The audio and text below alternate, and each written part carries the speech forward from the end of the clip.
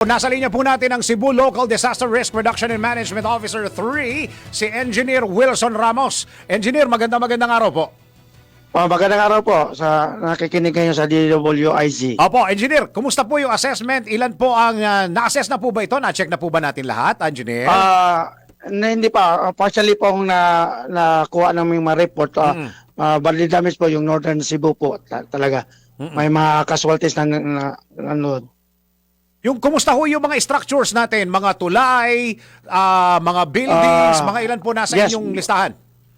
May matulay na giba at yung mga daan na kalsada pa sira-sira at pati yung totally damage yung gymnasium yung nangyari dun sa isang LGU na maraming patay.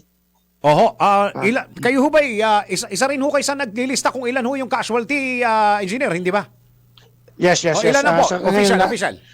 Officially ngayon ang na-receive namin is 53 lahat na ngayon ang casualties from 53. From 7 LGUs po. Opo, 53 ho yung patay. Oh, yes po. Opo, yung mga nasaktan po? Sa initial po namin na-receive is mga 115 na po. 150 sakto po ba ito o projection lang? Baka ito, projection, estimated pa lang po to. Hindi pa namin napupunta yung ibang lugar. Okay. Yun ho bang meron hong pakibigyan ho kami ng merong isang gym na parang nagpapalaro ng basketball. Kumusta na ho yung mga casualty po doon, engineer? Sa Cebu po yun? Yes po. Opo. Sa San Remio po yun, munisipyo ng San Remio po. Opo. Nangyari yun is may parang basketball game doon nangyari, tapos nangyari yung lindol. Opo. Initially, 11 yung namatay doon po. 11 po yung namatay. Ito po ba yung sa bandang entrance ng gym? Yes po. Yung pagpalabas na sa kanila. Opo, doon sila nadaganan, doon sa entrance po dahil nagkagulo, nagpanik yung mga tao. Yes po, at bumagsak rin yung beam po ng gym. Kumusta ho yung mga bangkay po doon? Naalis na po ba o kasalukuyan po tinatrabaho po? May ibang tinatrabaho pa, tinignan pa rin nila yung malaking bato o tipak ng aligi. Tinitingnan kung may bangkay pa doon. Initially 11 pa rin nakuha namin nandun na sa provincial hospital. Oo, 11 na ho yun. Hindi na ho yun madadagdagan o pinapasok pa ho yung buong gym? Pinapasok pa. Sinasurvey pa po nila. Okay. Sir, Engineer, balikan ko lang itong sinabi mo kanina tungkol sa bridge. Ito ba mga bridge na to hindi na ho safe daanan? Hindi po.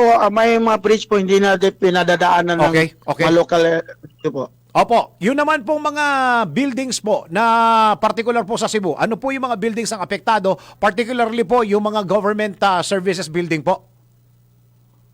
Yung mga government services, may mga munisipyo po, may mga initially ang tinitingnan na, pero majority ang nangyari dun especially sa Bantayan Island, ang simbahan pa at yung sa Danbantayan, na-damage yung simbahan po. Yung mismong simbahan, yun ho yung nag-viral, yung tumumba yung sa harap.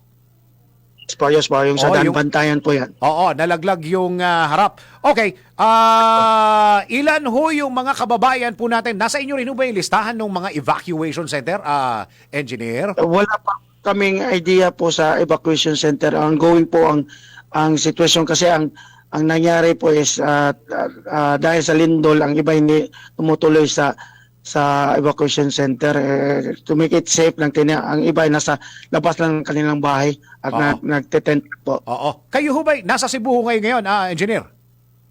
Nandito po kami sa operation center sa Office of Civil Defense dito sa Mactan Air Base po. Kayo po ba nakakaramdam pa ng aftershock hanggang ngayon, engineer?